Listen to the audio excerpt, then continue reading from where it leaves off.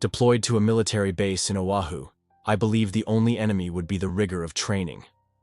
I was wrong. The hauntings from the 1941 attack were just a warning. During a night patrol, my team and I encountered the true masters of the island, the Night Walkers, an army of spectral warriors that don't show up on any radar. Our technology was useless. This wasn't a field exercise. This was the first confrontation of a war to decide whether Hawaii would belong to the living or the dead. The assignment had seemed routine when I received my orders 3 months earlier. Staff Sergeant Marcus Chen, Army Intelligence, stationed at Schofield Barracks for advanced reconnaissance training. The brass had briefed us that we'd be testing new surveillance equipment in various Pacific Theater environments. Hawaii was supposed to be the easy posting, tropical paradise, cutting-edge military facilities, and the kind of assignment that looked good on a service record. I should have known better when our commanding officer, Colonel Rodriguez, gathered our 12-man reconnaissance unit in a windowless briefing room on our first day. The overhead projector cast shadows across his weathered face as he clicked through aerial photographs of dense jungle terrain and abandoned military installations scattered across Oahu's northern mountains. Gentlemen, you're here because this island holds strategic importance beyond what most people understand, Rodriguez began, his voice carrying the weight of classified knowledge. During World War II, Pearl Harbor wasn't the only site of unusual activity. Our mission involves mapping and monitoring sectors that have remained off-limits since 1941. Corporal Williams, our communications specialist, raised his hand. Sir, off-limits due to unexploded ordnance? Rodriguez paused, studying Williams with an expression I couldn't quite read. Among other things, Corporal, let's just say some areas of this island require special protocols. The next 2 weeks fell into a predictable rhythm of equipment training and tactical exercises. Our unit had been equipped with prototype surveillance gear, thermal imaging systems that could detect heat signatures through dense vegetation, electromagnetic field sensors, and communication devices that operated on frequencies specifically designed to avoid interference from the island's volcanic activity. What struck me as odd was how local Hawaiian staff on base would avoid certain topics entirely. Maintenance crews would refuse to work in specific sectors after sunset. Kitchen personnel would cross themselves when discussing the northern training ranges. Even the base chaplain seemed unusually interested in our unit's psychological welfare, stopping by our barracks more frequently than protocol typically required. Chen, you notice how the locals get quiet whenever we mention the Kahana Valley training area? Asked Sergeant Torres, our demolitions expert, as we cleaned our gear one evening. I've noticed a lot of things, I replied, checking the calibration on my night vision equipment. Like how our communication tests keep picking up interference that doesn't match any known military frequencies. Torres nodded grimly. Yesterday, during my equipment check, I swear I heard voices speaking in what sounded like old Hawaiian. But there's no one stationed in those sectors. Private Jackson, barely 19 and fresh out of advanced infantry training, looked up from his weapon maintenance. Maybe it's just atmospheric conditions affecting radio waves? The island's geography could create some weird acoustic effects. I wanted to believe Jackson's rational explanation, but 3 nights later, everything changed during our first actual reconnaissance patrol into the restricted northern zones. Colonel Rodriguez had assigned us to establish observation posts along ancient ridge lines that supposedly offered strategic oversight of potential landing zones. Our mission parameters were simple: deploy at 2200 hours, maintain radio contact every 30 minutes, and document any unusual activity until dawn extraction. The jungle felt different the moment we crossed into the restricted zone. Despite Hawaii's typical tropical humidity, the air carried an unexpected chill that made our breath visible in the thermal imaging displays. Our electromagnetic sensors, which had functioned perfectly during training, began registering readings that defied explanation. Massive energy signatures moving in organized patterns, yet completely invisible to our night vision equipment. Control, this is Recon 1, I whispered into my radio as we reached our first checkpoint. We're getting anomalous readings on our EM sensors, requesting clarification on expected interference in this sector. Static filled my earpiece for nearly 30 seconds before Rodriguez's voice crackled through. Recon 1, maintain mission parameters, document all anomalies. Do not, repeat, do not attempt direct engagement with any contacts until further orders. The way he said contacts sent ice through my veins. This wasn't the language typically used for wildlife or potential trespassers. As we continued deeper into the valley, Torres grabbed my arm and pointed toward a clearing approximately 200 meters ahead. Through my night vision scope, I could see what appeared to be lights moving in formation. Not flashlights or vehicle headlights, but something that glowed with an ethereal quality that made our equipment struggle to focus. "Chen," Torres whispered. "Those lights are moving in military formation. Organized patrol patterns." I raised my thermal imaging system, expecting to see heat signatures corresponding to the lights. The display showed nothing but ambient jungle temperature readings. Whatever was creating those lights generated no detectable heat. That's when we heard the war chants. The chanting started low, like distant thunder rolling across the valley, but carried a rhythm that made my bones vibrate. It wasn't random noise. This was organized, disciplined, the kind of coordinated vocalization I'd heard from elite military units during psychological warfare training. But no living throat could produce sounds that deep, that resonant. "Jesus Christ," Jackson whispered, his voice barely audible above the growing chorus. "That's coming from the same direction as those lights." I motioned for the team to take defensive positions behind a fallen tree trunk, its moss-covered surface providing the only cover in the immediate area. Through my scope, the lights had multiplied.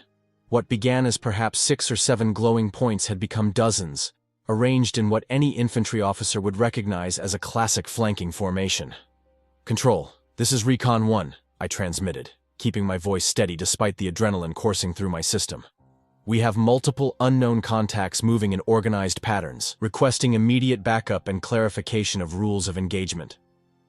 The radio crackled with static so intense it seemed intentional, as if something was jamming our communications.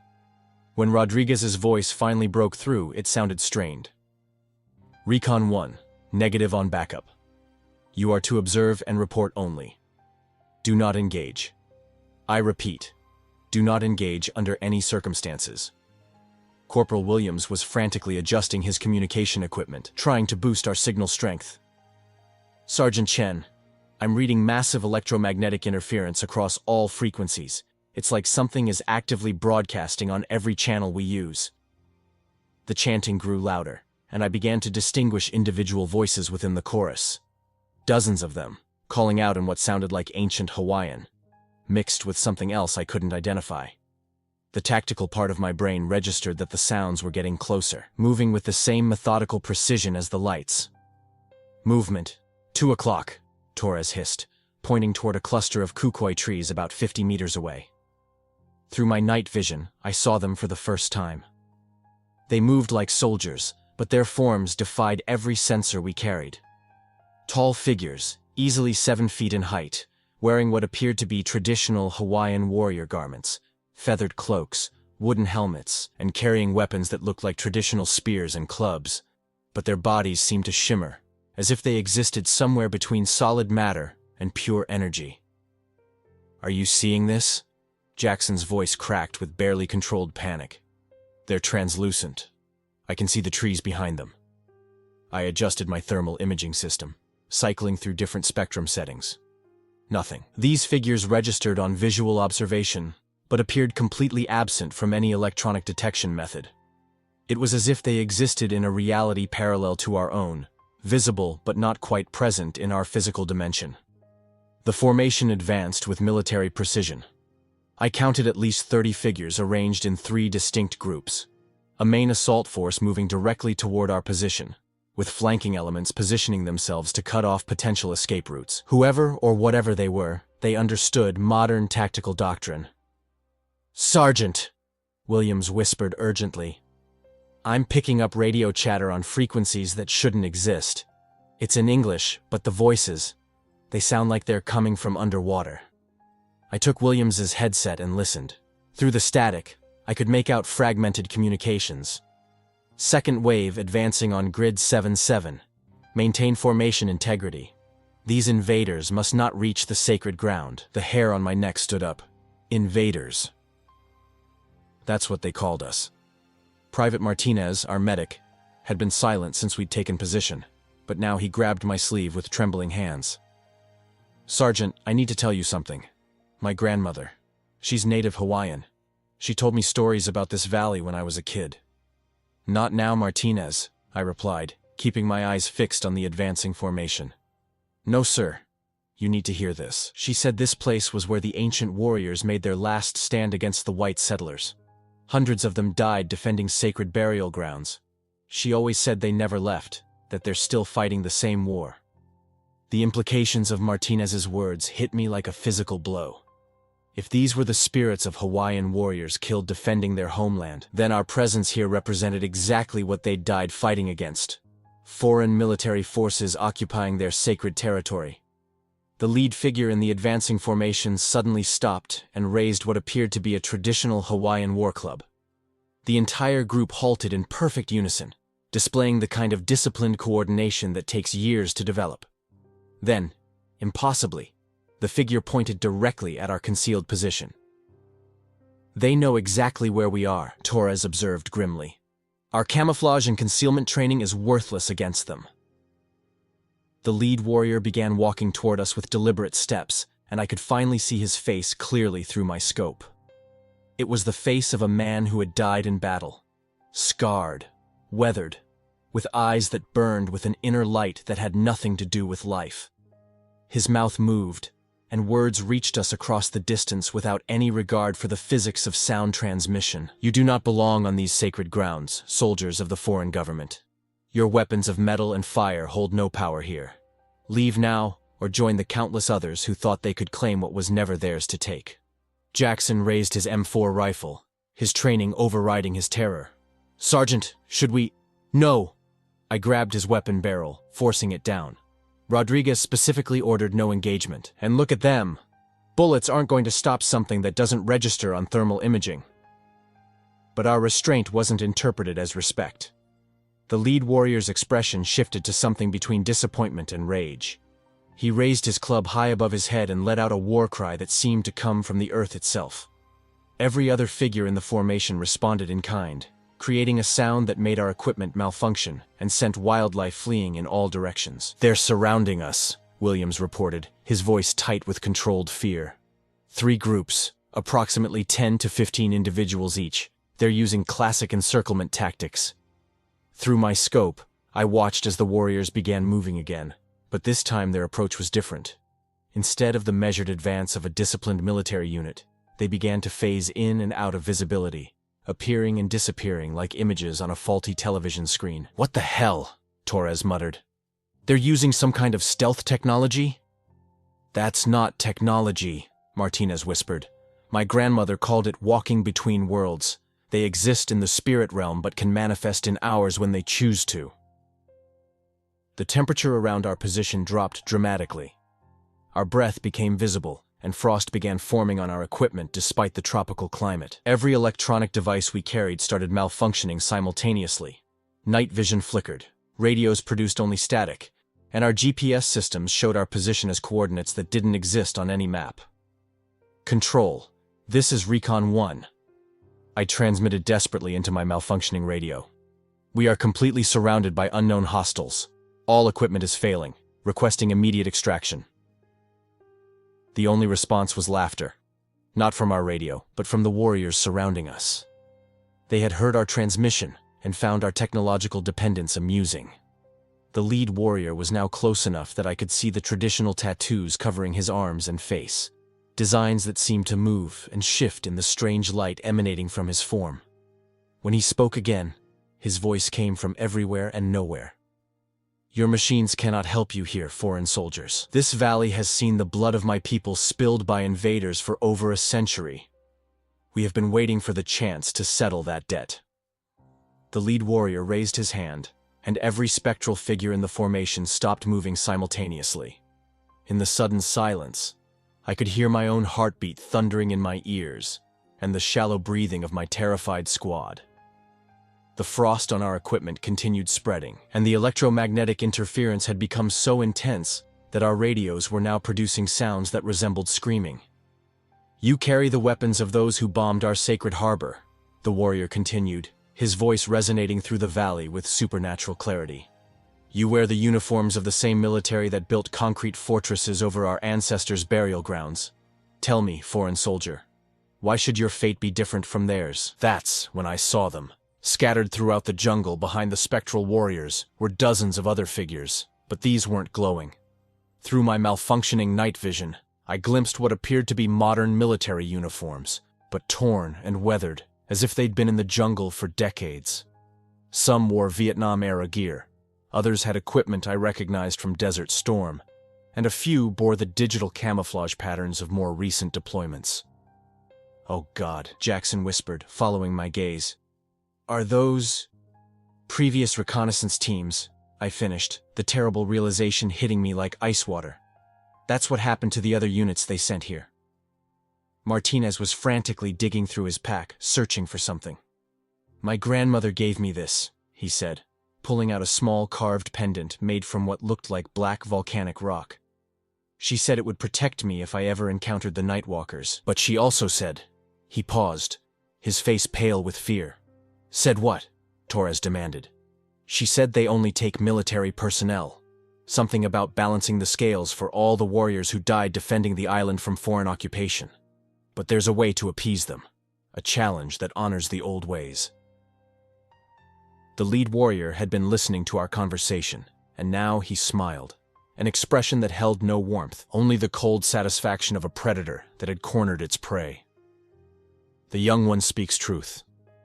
Your elders understood the old laws, even if they chose to ignore them."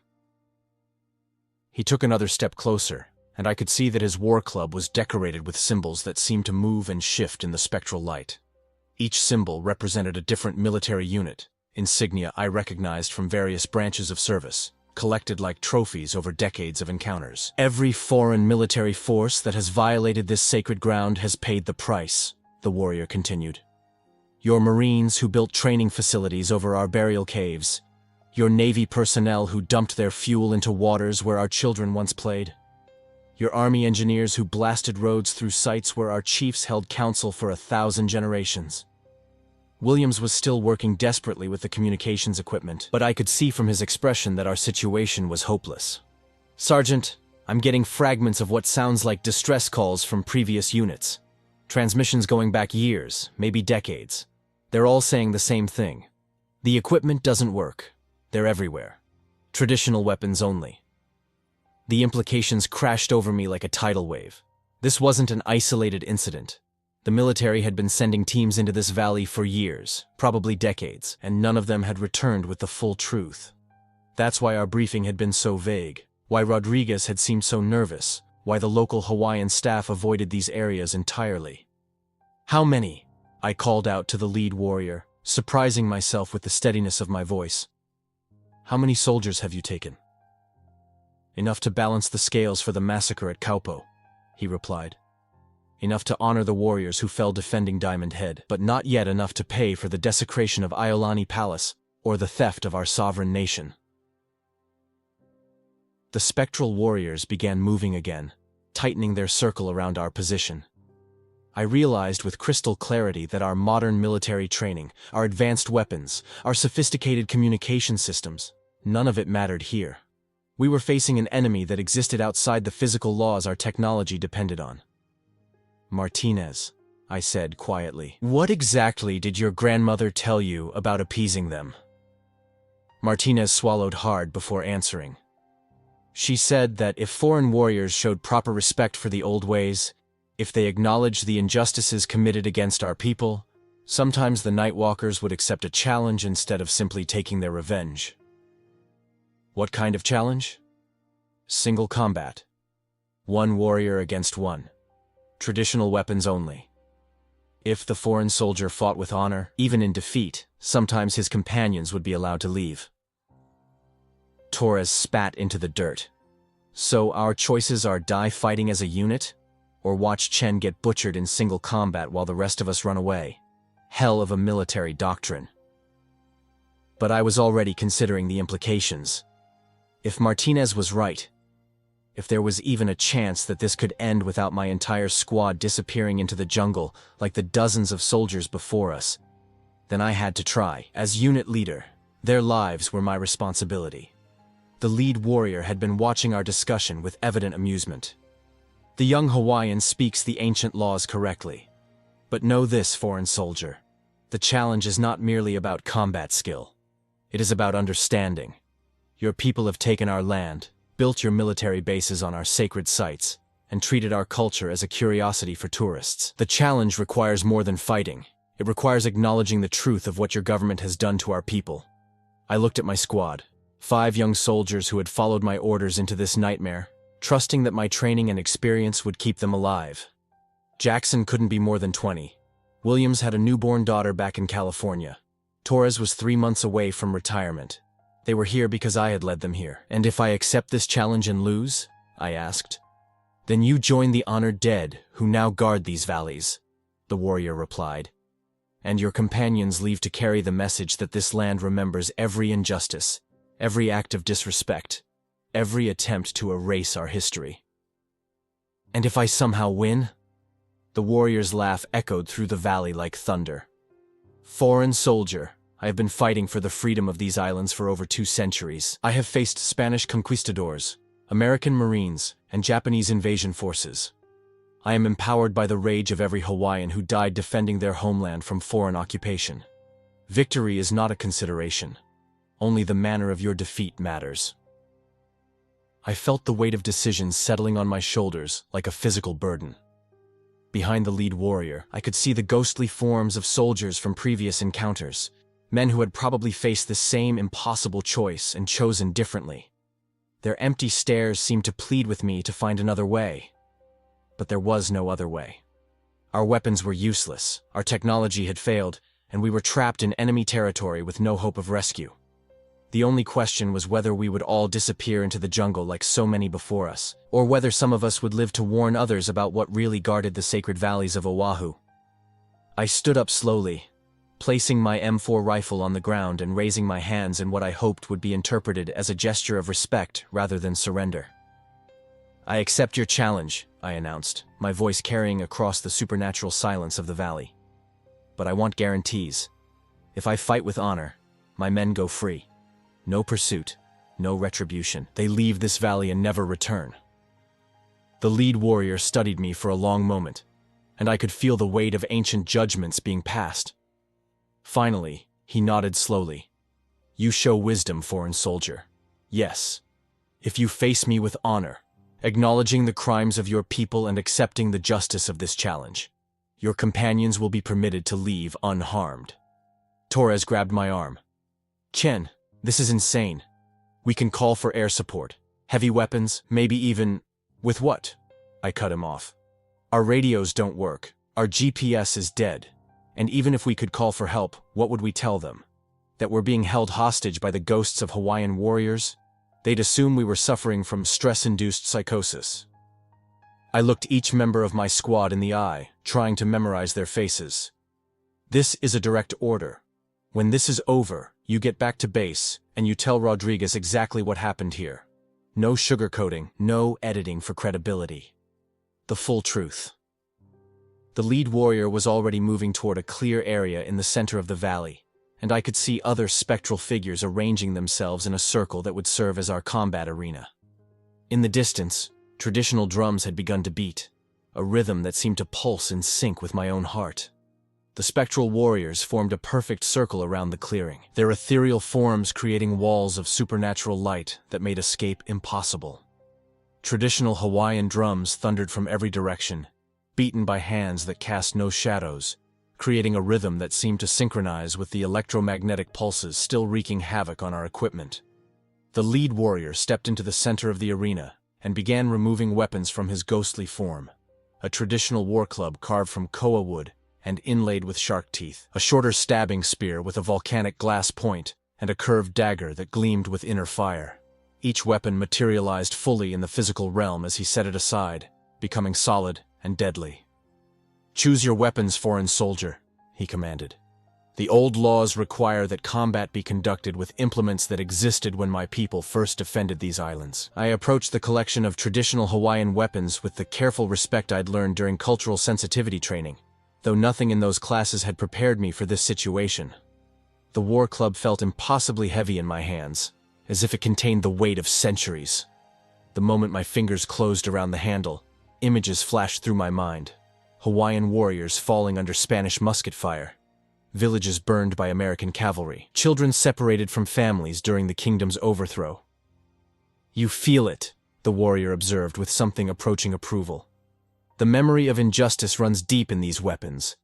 They remember every drop of Hawaiian blood spilled by foreign invaders." I selected the war club and the shorter spear, their weight feeling alien after years of training with modern military equipment. Behind me, I could hear Torres cursing under his breath, and Williams frantically attempting to establish radio contact with anyone, anywhere. "The challenge begins now," the warrior announced, his voice carrying across the valley with supernatural amplification. "But first, foreign soldier, you must speak the acknowledgement required by ancient law." "What acknowledgement?"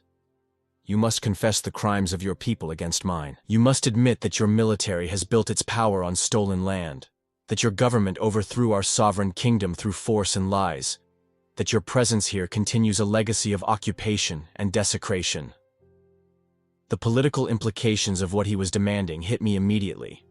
I was being asked to make statements that could be interpreted as sedition, admissions that could destroy my military career, and potentially result in court-martial proceedings. But as I looked around at the ghostly warriors surrounding us, and remembered the images of previous military units that had never returned from this valley, I realized my career might be the least of my concerns.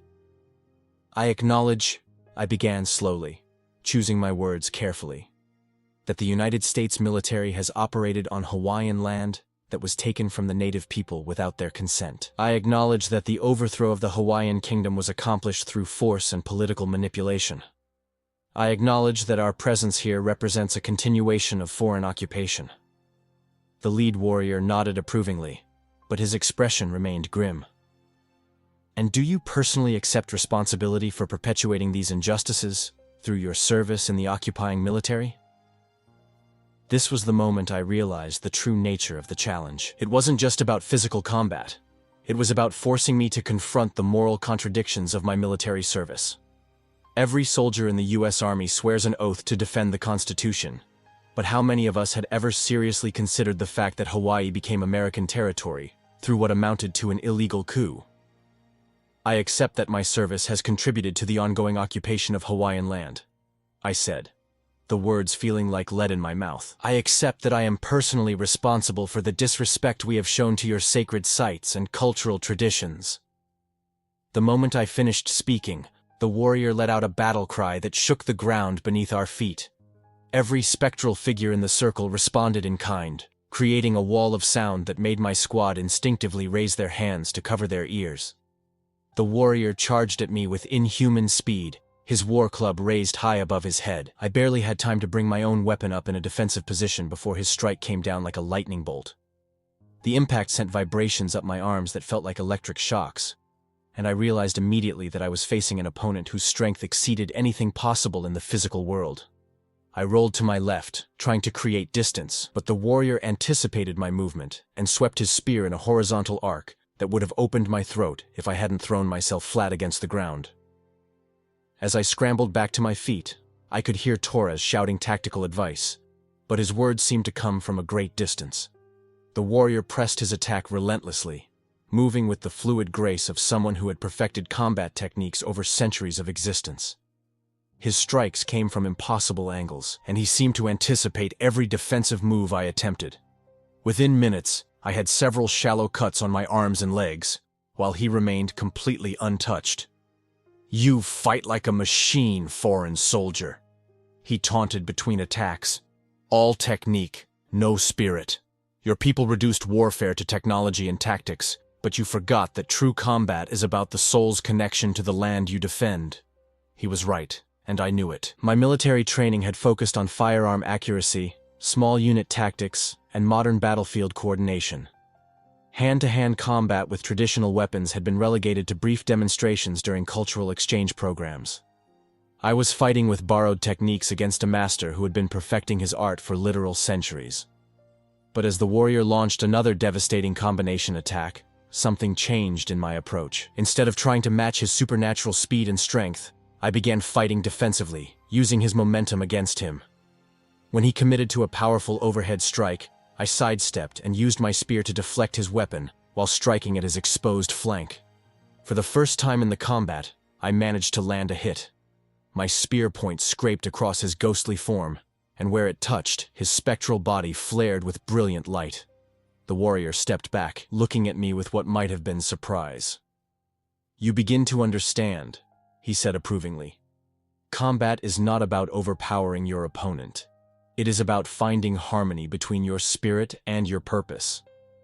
But even as I scored occasional hits, I could feel my strength fading. The supernatural environment was taking its toll, and the weight of the traditional weapons seemed to increase with each exchange. The warrior, by contrast, appeared to be drawing energy from the sacred ground beneath our feet, becoming stronger and more aggressive as the fight continued. "Tell me, foreign soldier," he called out as we circled each other warily, "what do you fight for? Your government? Your flag? Your career advancement?" The question caught me off guard, and I nearly missed blocking a lightning-fast strike aimed at my ribs. "I fight for my men," I replied without thinking. "Your men?" The warrior paused his attack, studying me intently. "Not for the glory of conquest? Not to advance the interests of your occupying nation?" "My men," I repeated firmly, using the momentary respite to catch my breath. "I'm responsible for getting them home safely. That's what matters to me right now." The warrior's expression shifted, and for the first time since the confrontation began, I saw something other than ancient rage in his eyes. "You speak of loyalty to your warriors. This is something we understand." He resumed his attack, but now his strikes carried a different quality, still deadly, still overwhelming, but somehow more respectful. It was as if the admission of my primary motivation had earned a measure of his approval. "But loyalty to your immediate warriors is not enough," he continued as our weapons clashed in a series of rapid exchanges. "What of loyalty to the broader principles of justice? What of responsibility to those your nation has wronged?" As he spoke, images began flashing through my mind again. Not just the historical injustices against Hawaiian people, but a broader pattern of American military operations around the world. Villages destroyed in the name of freedom, governments overthrown to protect economic interests, indigenous populations displaced to make room for military bases. "I see it now," I gasped, barely managing to deflect a strike that would have shattered my skull. "You're not just fighting me. You're fighting everything I represent." "Yes," the warrior confirmed, his attacks becoming even more relentless. "And unless you can find a way to represent something different, this challenge will end as all the others have, with another occupying soldier joining the ranks of the honored dead." The warrior's words hit me harder than any physical blow. As we continued our deadly dance around the spectral arena, I began to understand that this wasn't just a test of combat skill. It was a trial of conscience. Every move I made, every decision I'd ever made as a soldier, was being weighed against the accumulated suffering of generations. Behind me, I could hear my squad reacting to the supernatural combat with a mixture of awe and terror. Williams was still frantically working his radio equipment, now picking up what sounded like voices from multiple time periods.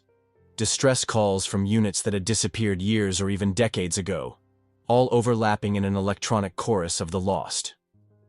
"Sergeant," Torres called out, his voice tight with controlled panic, "I'm seeing movement in the tree line. More of them are coming." Through my peripheral vision, I caught glimpses of what Torres had spotted. Dozens of additional spectral warriors were emerging from the jungle, but these weren't part of the original Hawaiian force. I could make out uniforms from different eras, some wearing the blue coats of 19th century American cavalry, others in the khaki of early 20th century Marines, and still more in the modern camouflage patterns of contemporary units. "The audiences gather," my opponent explained without breaking his rhythm of attacks. "Every foreign soldier who has violated these sacred grounds comes to witness the judgment. They understand now what they could not comprehend in life, that their service was built on a foundation of theft and betrayal." I managed to land another glancing blow with my war club, but the effort left me overextended, and the warrior's counterattack opened a deep gash across my shoulder. As my blood hit the sacred ground, something extraordinary happened. The volcanic soil began to glow with the same ethereal light that emanated from the spectral warriors. "Your blood awakens the land's memory," the warrior observed, his voice carrying a note of grim satisfaction. "Now, you will see what your people have refused to acknowledge for over a century." The glowing ground beneath my feet began projecting images like a supernatural movie screen. I saw the overthrow of Queen Liliuokalani in 1893, American businessmen and Marines forcing the Hawaiian monarch to abdicate at gunpoint. I witnessed the construction of Pearl Harbor over sacred fishing grounds, the displacement of native families to make room for military installations, the systematic suppression of Hawaiian language and culture in schools run by the territorial government. But the visions didn't stop with historical events. I saw more recent scenes. Military contractors dumping toxic waste into streams that had been considered sacred for generations, training exercises that destroyed ancient burial sites, native Hawaiian protesters being arrested for trying to protect culturally significant areas from further military development. "You see it now," the warrior said, pressing his attack while I was distracted by the horrific revelations playing out around us. "Every base, every training facility, every military operation on these islands is built on stolen land, maintained through the systematic oppression of our people." My defensive movements were becoming increasingly sluggish as the weight of these revelations settled on my consciousness. How could I continue fighting for a military that had participated in such systematic injustice? How could I return to my duties knowing what I now knew about the foundation of American presence in Hawaii? The warrior seemed to sense my internal struggle and momentarily lessened the intensity of his attacks. "Now you understand the burden carried by every Hawaiian who has watched foreign soldiers march across our sacred grounds. Now you feel the weight of complicity that comes with serving an occupying force." But even as these revelations shattered my understanding of my military service, I found myself thinking about my squad, 5 young soldiers who had trusted me to lead them safely through this mission. Whatever crimes the U.S. military had committed in Hawaii, whatever injustices American foreign policy had perpetrated around the world, these 5 men were not personally responsible for those historical events. "I understand now," I said, managing to block a potentially fatal strike while blood continued to flow from my wounds. "But understanding doesn't change my responsibility to my soldiers. They're here because they followed my orders. Their safety is still my primary concern." The warrior paused his attack, studying me with an expression that seemed to combine respect and disappointment. "Even now, faced with irrefutable evidence of your nation's crimes, you prioritize loyalty to your immediate unit over justice for my people?" "Yes," I replied without hesitation. "Because that's what a leader does. I can't change history, and I can't single-handedly reform American foreign policy. But I can take responsibility for the men under my command." Around the spectral arena, the ghostly observers began to murmur among themselves. I could hear fragments of conversation in multiple languages: English, Hawaiian, Spanish, Japanese, as if representatives from every military force that had ever occupied these islands were debating my response. The lead warrior raised his hand, calling for silence. When he spoke again, his voice carried a different tone, less ancient rage, more measured consideration. "Your loyalty to your immediate warriors is admirable," he acknowledged. "But it is also the same justification used by every occupying soldier throughout history. I was just following orders. I was just protecting my comrades. I cannot be held responsible for the larger policies of my government." He resumed his attack, but now his movements carried less lethal intent and more instructional purpose, as if he was testing my responses rather than trying to kill me outright. "Tell me, foreign soldier, what would you do if ordered to participate in actions you knew to be unjust? If your government commanded you to forcibly remove Hawaiian families from their ancestral lands to expand a military base, would you obey?" The question struck at the heart of every soldier's deepest fear: the conflict between following orders and following conscience. I would hope to find a way to protect both my duty and innocent people. "Hope is not enough," the warrior replied, landing a blow that sent me staggering backward. "History is littered with the graves of innocents killed by soldiers who hoped to find moral alternatives to immoral orders." Behind me, I could hear Jackson's voice, tight with fear, but still maintaining military discipline. "Sergeant, we're completely surrounded. The whole valley is filled with them now. Hundreds of spectral contacts." The warrior overheard my squad's report and smiled grimly. Yes, they have all come to witness this moment. Every Hawaiian warrior who died defending these islands. Every foreign soldier who participated in their conquest. All waiting to see whether you can transcend the limitations of military obedience and embrace a higher form of loyalty. As he spoke, I realized that the combat itself was reaching a crescendo. My strength was nearly exhausted. My weapons were becoming too heavy to wield effectively, and the supernatural environment was draining my life force with each passing moment. But more importantly, I was beginning to understand that the physical outcome of this fight was less important than the spiritual and moral resolution it represented. "What do you want from me?" I asked, desperately parrying a series of lightning-fast strikes that pushed me to the very edge of the spectral arena. What would constitute victory in this challenge? The warrior's response came not in words, but in action. He suddenly reversed his war club and struck me with the handle rather than the business end, a blow that sent me crashing to the ground but wasn't intended to kill. As I struggled to rise, he placed the point of his spear against my throat. "Victory," he said quietly, "would be your willingness to carry the truth of what you have learned here back to your people, to spend the rest of your military career finding ways to honor the legitimate grievances of those your nation has wronged, to become a voice for justice within the very system that has perpetrated injustice." Around the arena, the spectral observers had fallen completely silent.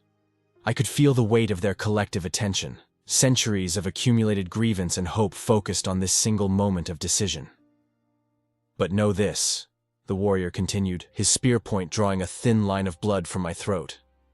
"If you accept this responsibility, you can never again claim ignorance of your nation's crimes. Every order you follow, every mission you undertake, every policy you support will be weighed against the suffering you have witnessed here." In the distance, I could hear helicopters approaching. Real ones, not spectral visions. Rodriguez had apparently decided that our extended radio silence warranted a search and rescue operation. But I knew that whatever happened in the next few moments would determine not just whether my squad and I survived this encounter, but whether we returned to our duties as mindless instruments of policy or as conscious agents of change. The sound of approaching helicopters grew louder, but the warrior made no move to finish the killing blow. Instead, he studied my face with eyes that had witnessed over 2 centuries of conflict, searching for something I wasn't sure I possessed. "The choice is yours, foreign soldier," he said finally, lifting his spear from my throat. "You can return to your base with a story about equipment failure and hostile wildlife. Your superiors will accept such an explanation. They have done so many times before.